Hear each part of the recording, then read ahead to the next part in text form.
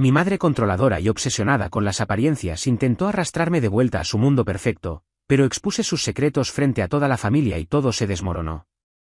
Tengo 27 años, y vivo en un pueblo medio en el estado de Washington. Crecí en una casa donde las apariencias lo eran todo. Tipo, la típica familia americana con decoraciones de temporada perfectamente alineadas, álbumes de fotos cuidadosamente seleccionados para redes sociales, cenas familiares donde todo tenía que estar perfecto aunque nadie quisiera estar ahí. Pero por debajo de todo eso, mi mamá tenía esta necesidad, ¿no? Esta compulsión de controlar cada aspecto de nuestras vidas, especialmente la mía. Yo era su proyecto, su pequeña muñeca humana para moldear, exhibir y usar como símbolo de que había hecho un buen trabajo como madre. Pero nunca fui suficiente para ella, o al menos no de la forma en que ella quería. Desde pequeña, si no actuaba como ella esperaba, si no sonreía para las visitas, si no usaba la ropa que ella me escogía, me gritaba. A veces no gritaba en voz alta, sino en esa forma pasivo-agresiva que solo una madre con problemas emocionales sabe hacer. El tipo de gritos que te taladran el autoestima sin que nadie más lo note. Cuando tenía 10, me obligó a dejar el equipo de softball porque no era femenino y no iba con la imagen de la familia. A los 15, me hizo dejar a mi primer novio porque no pertenecía a nuestro círculo. Lo peor de todo era que, por fuera, todo parecía normal. Los vecinos la adoraban. Mis tías creían que era una madre ejemplar. Incluso mi propio padre, que era más mueble que hombre, nunca le decía que no a nada. Pero bueno, esta historia realmente arranca el año pasado, cuando ella trató de forzarme a mudarme de regreso a casa después de que terminé una relación larga. Yo había vivido con mi ex en Spokane por casi 3 años, y cuando las cosas se fueron a la mierda, decidí quedarme un tiempo con una amiga mientras conseguía mi propio lugar.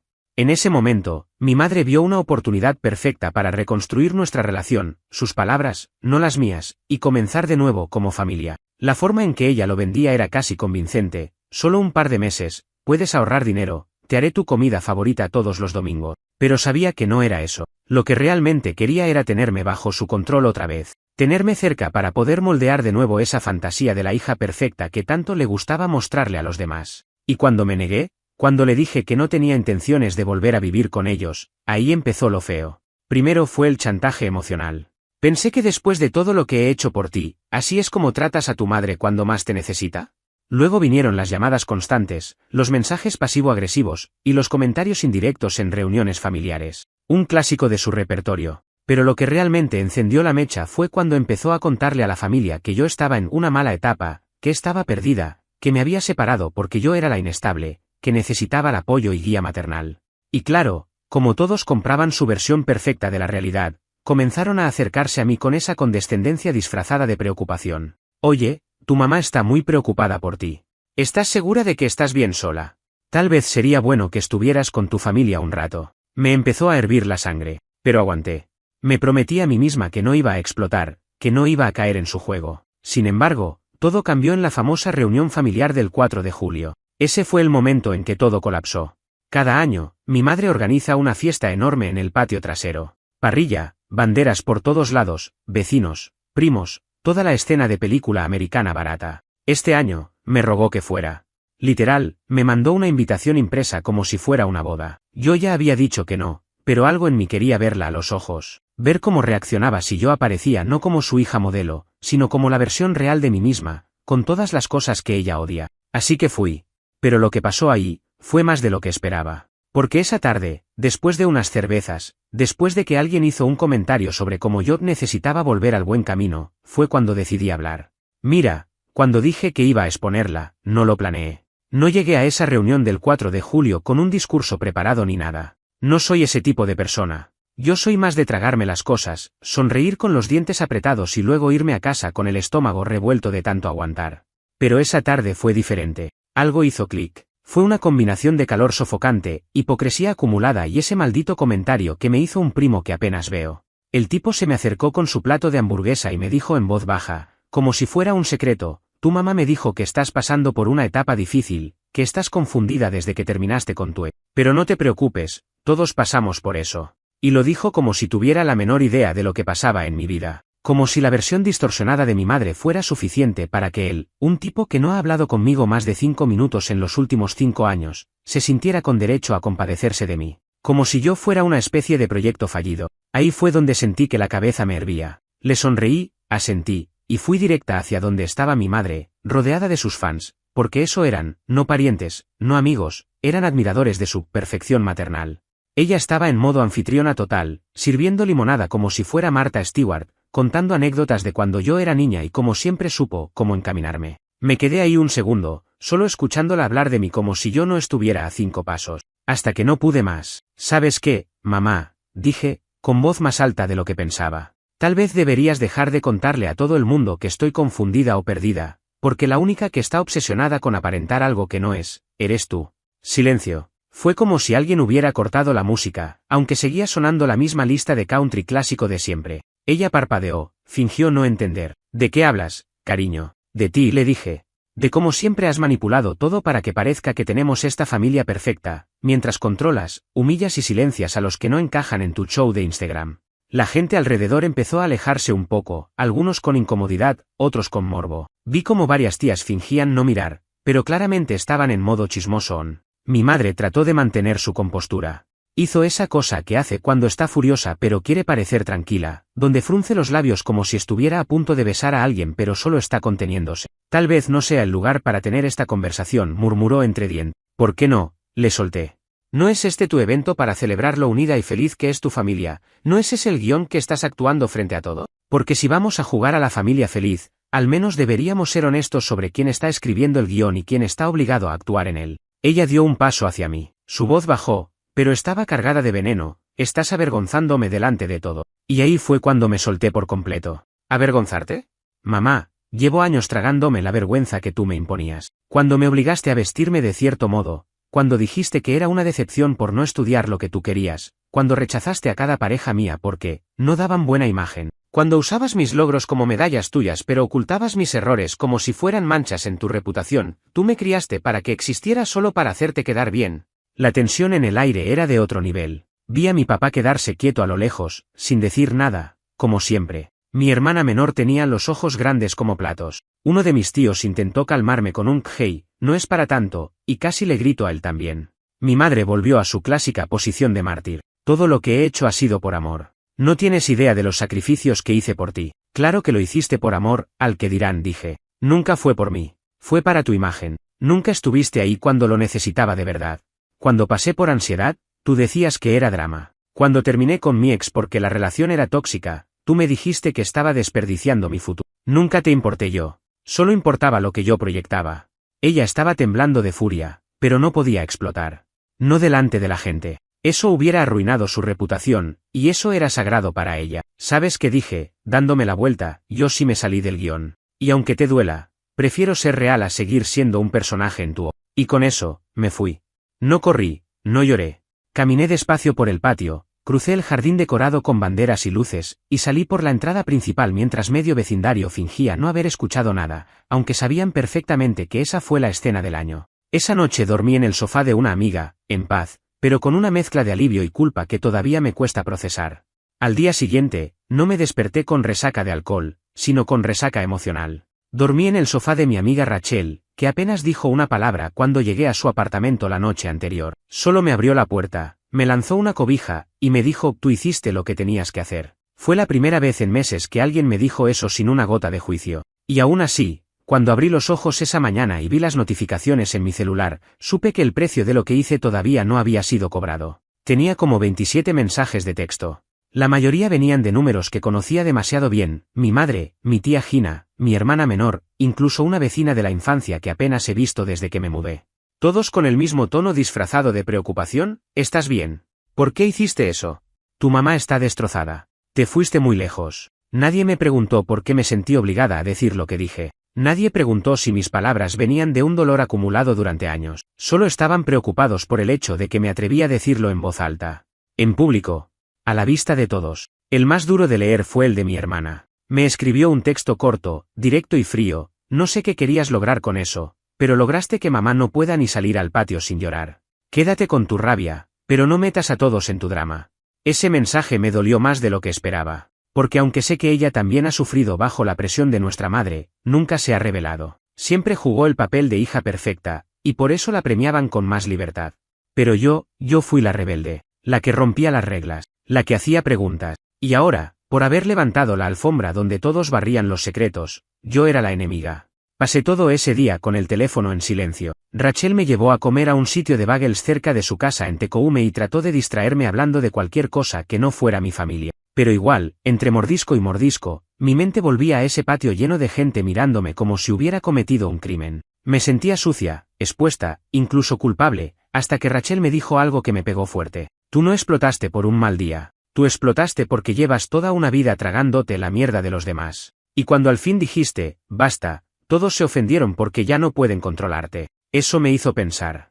Porque tenía razón. Desde pequeña me enseñaron que si algo me dolía, tenía que tragarlo. Que si algo no me parecía, tenía que callarlo para no causar problema. Que las apariencias eran más importantes que la verdad. Y ahora que finalmente rompí ese patrón, ¿yo soy la villana?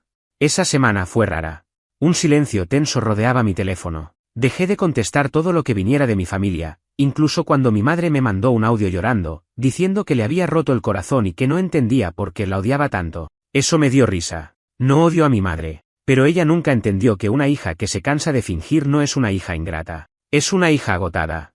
Lo que sí no esperaba fue que mi papá me llamara. Sí, mi papá.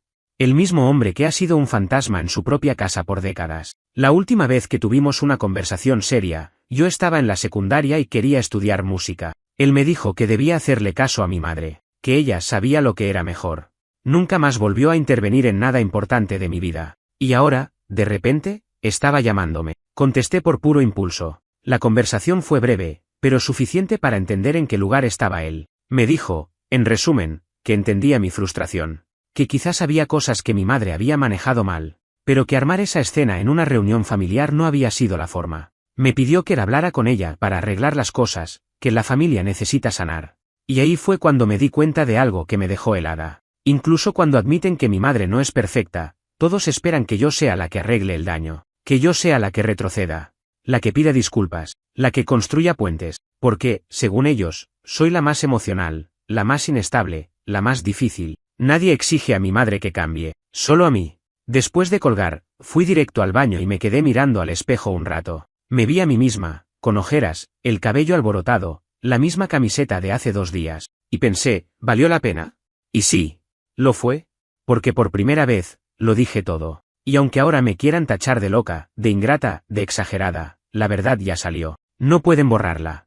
No pueden reescribirla. Yo rompí la narrativa perfecta, y ahora el guión que tanto cuidaban ya no sirve. Y eso es solo el comienzo. Porque lo que pasó después, el mensaje que recibí días después de alguien que no esperaba, y la decisión que tomé, cambió por completo el rumbo de todo. Una semana pasó desde el famoso 4 de julio. Una semana entera sin ver a mi familia, sin responder mensajes, sin aparecer en redes. No porque estuviera escondida, sino porque necesitaba silencio. Me di cuenta de que cuando creces en un entorno donde tu valor depende de lo bien que encajes en la narrativa de alguien más, el simple hecho de existir fuera de ese molde ya se siente como una guerra. Así que no estaba deprimida. Estaba procesando, soltando, como quien se quita una segunda piel que llevaba toda la vida pegada. Pero justo cuando empecé a sentir ese microalivio, esa primera bocanada de aire sin culpa, recibí un mensaje que no esperaba.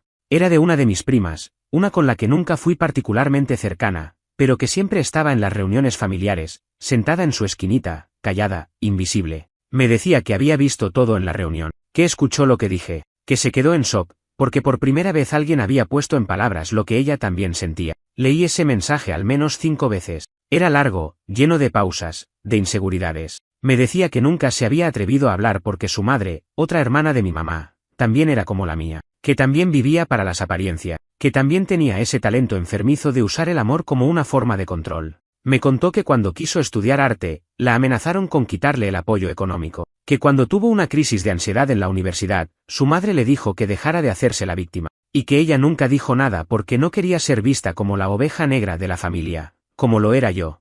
Ese mensaje me sacudió más que cualquier pelea, porque entendí que esto no era solo mío, que el problema no era únicamente mi madre, era un patrón que se repetía.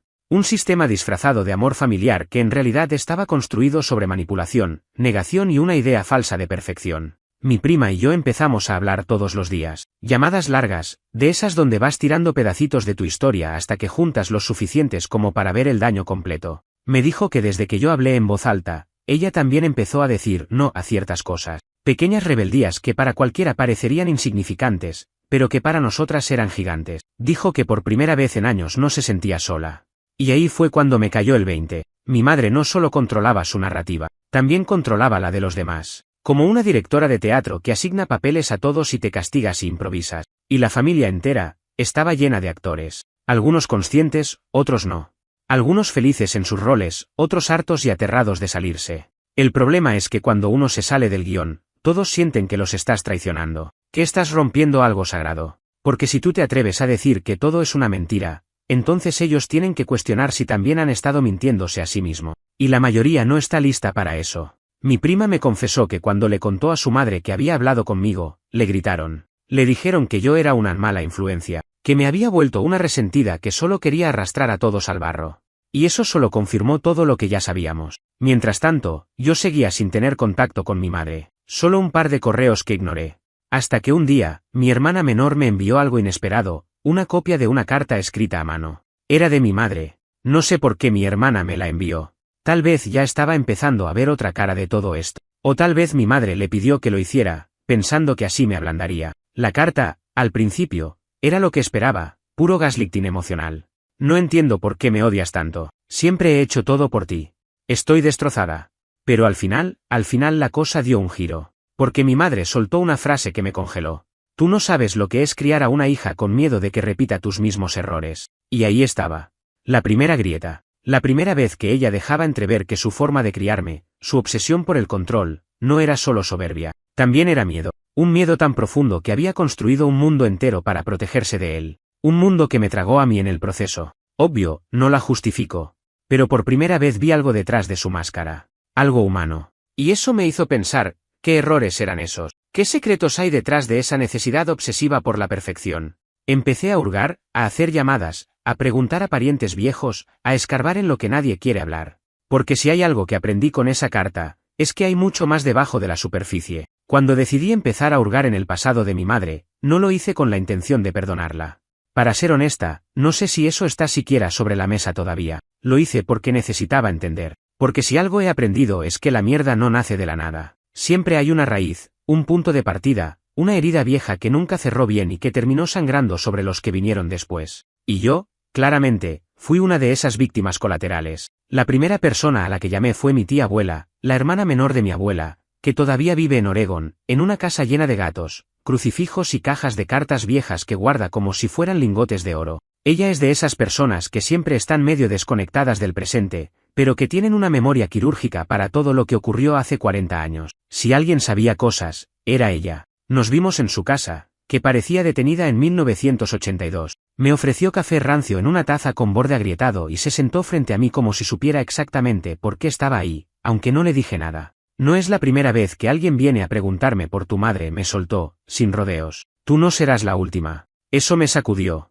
Me quedé callada, esperando que ella hablara primero. Y vaya si habló. Mi madre, según su tía, fue criada bajo una versión aún más intensa del perfeccionismo que ella luego nos impuso a mí y a mi hermana. Mi abuela, de quien apenas tengo recuerdos vagos, era la clásica matriarca americana de los 60, sonrisa de dientes blancos, cabello perfectamente peinado, pero con una disciplina militar en la casa. Todo se hacía con reglas. Todo era por la imagen. Lo que pensara el vecindario, la iglesia, las otras madres del PTA, era más importante que lo que pasaba adentro de esa casa. Mi madre era la hija mayor, la encargada de hacer todo bien, la que no podía equivocarse, la que, según palabras exactas de mi tía abuela, cargó con la presión de toda una generación. Y entonces vino la bomba. A los 17, mi madre quedó embarazada. Eso jamás me lo habían contado. Nunca, ni una pista.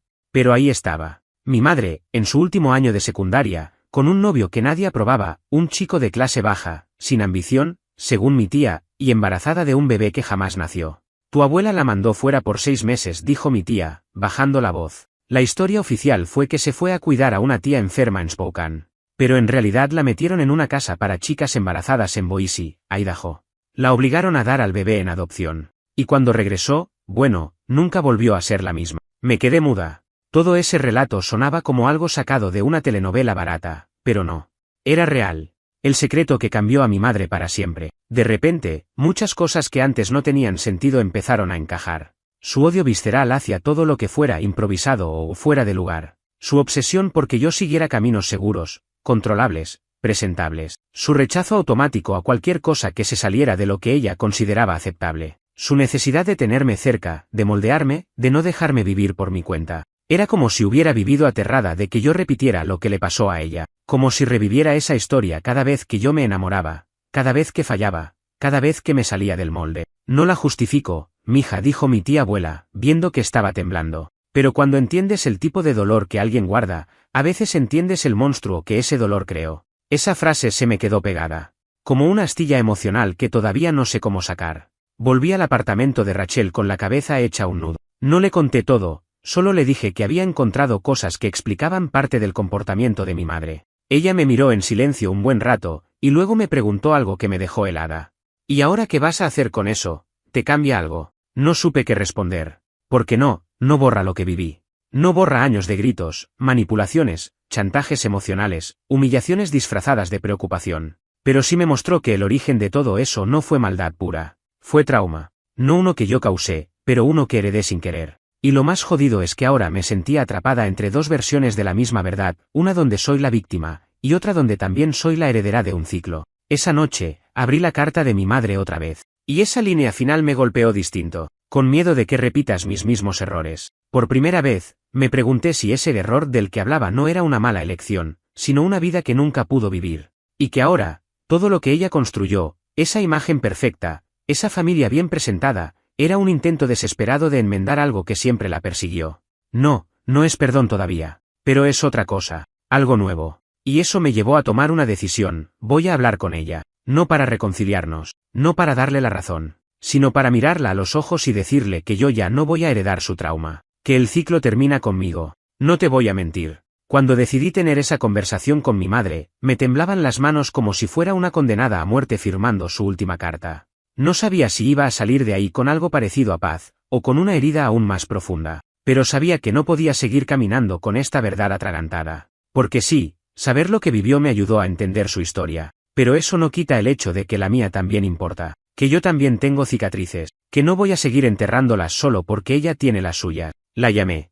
Le dije que quería verla. Su voz sonó seca, como si no supiera si debía sentirse aliviada o aterrada. Acordamos vernos en su casa, un domingo por la tarde. Y ahí empezó el juego mental. Porque esa casa, la misma donde crecí, la misma donde aprendí a callar, a reprimir, a fingir, no había cambiado nada. El mismo florero en la mesa. La misma pintura que cubre grietas que nunca fueron arregladas. Y ella, sentada en su sillón con postura de reina herida, como si yo hubiera apuñalado su trono. No hubo abrazos, solo un silencio incómodo que nos envolvió como una neblina espesa. Fui directa. Mamá, no vine a pelear. Vine a hablar. Pero necesito que me escuches sin interrumpirme. Ella asintió, cruzando los brazos. Ya sabes, la postura de quien está dispuesta a escuchar solo si tiene el control del cierre. Le conté todo. Le dije que había hablado con la tía, que sabía sobre Boise, que entendía, ahora, muchas cosas que antes no tenían forma. Su rostro cambió al instante, como si la hubieran desnudado, como si todo su sistema de defensa se desmoronara en un segundo. No sé de qué hablas, murmuró. Y eso fue lo que me rompió. No, mamá. No hagas eso. No me mientas ahora. No trates de esconderlo otra vez. No después de todo lo que ha pasado. Yo no vine aquí para juzgarte, pero sí vine para decirte que no pienso seguir repitiendo lo que tú viviste. No voy a criarme sobre un trauma heredado. No voy a vivir mi vida en función del miedo que tú nunca procesaste. Ella me miró con los ojos vidriosos, pero sin lágrimas, como si estuviera al borde, pero no pudiera permitirse caer. No entiendes, dijo. Tú no entiendes lo que era ser una chica embarazada en esa época. No entiendes lo que me hicieron hacer, cómo me hicieron sentir. Yo no podía, simplemente no podía fallar otra vez. No podía permitir que mis hijas cometieran los mismos errores. ¿Y por eso nos controlaste?, le pregunté. Por eso me trataste como una extensión de ti, por eso me hiciste sentir que cada decisión mía era una amenaza para tu reputación. Era para protegerte, gritó. Y ahí la tuve. No, mamá. Era para protegerte a ti. A tu imagen. A tu culpa. A tu vergüenza. A lo que tú no pudiste enfrentar. Silencio. Finalmente, lágrimas. No muchas, no dramáticas, pero reales. Y entonces, con una voz temblorosa, dijo lo que nunca pensé escuchar. Yo no sé cómo ser madre sin tener miedo. Nunca me enseñaron. Solo me enseñaron a esconder, a fingir, a sobrevivir. Pensé que si todo se veía perfecto, entonces estaría bien. Que si tú estabas perfecta, entonces yo también lo estaría. Eso me desarmó. Porque por un momento, vi a la mujer detrás de la madre. La chica que fue obligada a entregar a su bebé. La hija que nunca pudo cuestionar nada. La mujer que cargó con una culpa que le dijeron que debía enterrar, pero que nunca la dejó vivir en paz. Pero igual le dije esto, con calma, sin odio. Mamá, ya no soy tu proyecto, no soy tu redención, no soy tu segunda oportunidad. Soy una persona, con vida propia, con errores que tengo derecho a cometer, con elecciones que no tienen que validarte a ti. Ella solo bajó la cabeza. Respiró hondo. No sé cómo seguir desde aquí, murmuró. Y yo le respondí lo más sincero que podía decir. Empieza aceptando que el control no es amor, que fingir no es protección, y que la única forma de sanar esto es dejar de mentirnos. Nos quedamos en silencio mucho rato. No hubo abrazos, no hubo perdones explícitos, pero algo cambió. Pequeño, apenas perceptible, pero real. Una grieta en la armadura, una puerta entreabierta. Salí de esa casa sintiéndome por primera vez en mi vida como una adulta completa, como alguien que se enfrentó a su raíz y no salió destruida, sino liberada. No sé si mi madre va a cambiar. Tal vez sí, tal vez no. Creí que después de esa conversación con mi madre, todo se iba a calmar. No como en las películas, donde hay un final feliz con abrazos y redención total, sino con esa especie de silencio incómodo que aparece cuando se dice todo lo que por años se evitó. Me equivoqué. Porque unas semanas después, me llegó una invitación. De esas que no se pueden ignorar. Una boda. La boda de mi hermana menor. Sí, esa misma que me mandó aquel mensaje helado después de la reunión del 4 de julio. No me lo esperaba, para ser honesta. Estaba segura de que me iba a borrar de su lista. Después de todo, yo era la drama queen, la que arruinó la imagen familiar. Pero no. No solo me invitó, sino que me envió un mensaje que me dejó pensando. Me gustaría que vinieras. No sé si estamos bien, pero quiero que estés ahí. Eso, me descolocó. Porque no era un perdón. No era un puente completo. Pero sí era un hilo. Una señal de que, quizás, en medio de todo, ella también estaba empezando a cuestionarse cosas. Y con eso, surgió el dilema. Ir, significaba volver a meterme en el terreno donde siempre fui vigilada, juzgada, apretada hasta encajar en moldes ajenos. Sabía que me iban a mirar. Sabía que las tías iban a cuchichear. Sabía que mi madre estaría ahí, con su nueva versión de la historia, intentando recomponer su imagen ante todos. Pero no ir, también significaba cortar todo. Sellar para siempre la distancia. Así que fui. Pero esta vez, fui diferente. No usé el vestido que mi madre siempre aprobaría. No me peiné como ella esperaba. No llevé a alguien para aparentar. Fui sola. Con mi ropa. Con mi cara limpia. Con todo lo que soy, sin edición. Llegué, y como lo imaginé, las miradas comenzaron a llover. La clásica sonrisa falsa, el saludo que es más escaneo que afecto. Un tío intentó hacer un comentario tipo, «Te ves diferente», y respondí con un «sí», me quité el disfraz. No supo qué decir. Vi a mi madre al fondo. En modo anfitriona otra vez. Esta vez con más cautela. Menos brillo. Como si la conversación que tuvimos la hubiera dejado con cicatrices que todavía no sabía cómo esconder. Cuando me acerqué a saludarla, fue como dos imanes que no saben si repelerse o unirse. Ella solo dijo, «Gracias por venir». Y yo, no vine por ti. Vine por ella. Nos miramos un segundo, sin más palabras. Y luego pasé. La ceremonia fue bonita, pero lo importante vino después. En la recepción, me senté en una mesa apartada, con algunos primos con los que no tenía tanto contacto. Ellos intentaban charlar, pero se notaba que había tensión. Nadie sabía si podían tocar el tema. Hasta que uno, el menos diplomático, soltó, «Oye, así que tú fuiste la que hizo el escándalo en el 4 de julio». Lo miré. Sonreí con los labios cerrados. No fue un escándalo, fue un sincericidio. Él rió incómodo. Bueno, supongo que alguien tenía que decirlo. Y ahí fue cuando me di cuenta, aunque todos me habían señalado por romper la armonía, en el fondo muchos sabían que esa armonía era una farsa. Lo que yo dije en ese patio de banderas y hamburguesas no fue solo mío, fue lo que otros también querían decir y no se atrevían. Durante el brindis, mi hermana dio unas palabras. Agradeció a todos, habló del amor, del futuro, y al final, mirándome, dijo: «Hay personas que siempre están ahí, aunque el camino haya sido difícil. Gracias por venir hoy, incluso cuando no era fácil». No dijo mi nombre, no tuvo que hacerlo. Después del baile, nos encontramos en el baño, porque, como no, las conversaciones importantes siempre pasan en baños de mujeres con olor a perfume barato y toallas húmedas. Me miró al espejo, mientras se retocaba el maquillaje. «No sabía si invitarte», me dijo. «Pero después de todo, tú fuiste la única que se atrevió a decir lo que todos sabemos». Me le quedé viendo. «¿Y por qué no lo dijiste tú? Porque no soy tan valiente como tú». Esa frase, me dejó sin aire. Nos abrazamos. No un abrazo de película, ni de reconciliación total. Un abrazo raro, medio incómodo, pero real. Al salir, mi madre nos vio juntas, y por primera vez en mi vida, no se metió. No interrumpió. No intentó controlar la narrativa. Solo miró, como alguien que ya no tiene el poder de editar la historia. Y esa fue la prueba. Ver que podía estar en ese espacio, con esa gente, siendo yo misma, sin disfraz, sin miedo, sin pedir permiso. Y sobreviví. Más que eso, me mantuve en pie.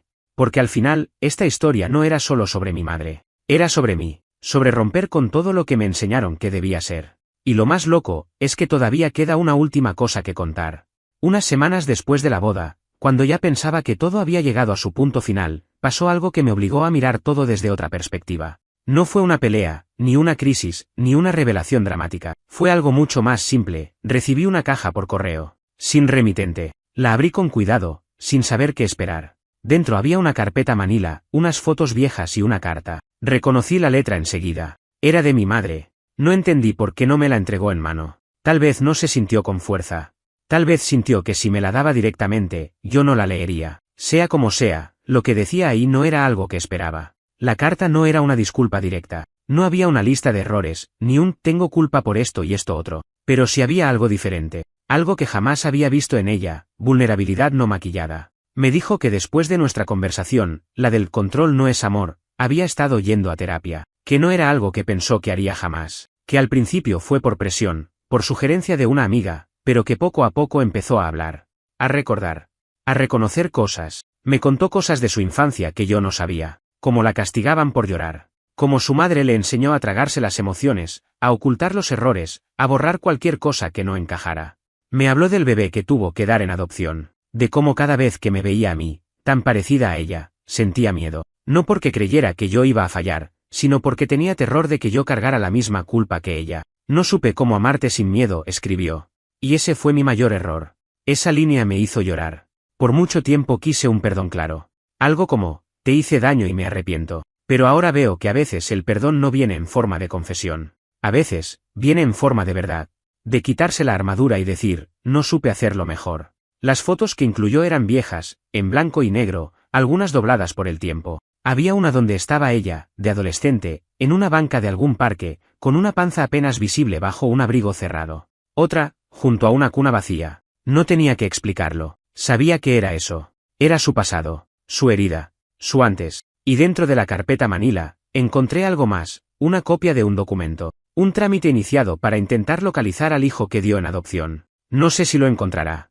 No sé si él quiera ser encontrado. Pero me pareció significativo que estuviera intentándolo. Que, por primera vez, estuviera enfrentando lo que tanto tiempo enterró. Y ahí fue cuando entendí algo que cambió todo. Mi madre no va a cambiar de la noche a la mañana. Tal vez nunca se convierta en esa figura amorosa, estable y emocionalmente sana que yo necesitaba cuando era niña. Tal vez siga metiendo la pata. Tal vez siga cargando sus mecanismos de defensa como un escudo. Pero por primera vez, vi un gesto claro. Quiere dejar de transmitir su dolor. Eso me basta. Porque si algo me prometí a mí misma en esta historia, es que el ciclo se termina conmigo. No voy a vivir mi vida actuando. No voy a criar hijos bajo el peso de heridas que no son suyas. No voy a fingir que todo está bien para que otros no se incomoden. No voy a callarme para proteger la imagen de nadie. He hecho las paces con muchas cosas. No todas. Algunas todavía duelen. Algunas siguen apareciendo en forma de ansiedad cuando recibo una llamada de ella. O cuando entro a esa casa y siento que los recuerdos me aprietan el pecho. Pero ahora tengo herramienta.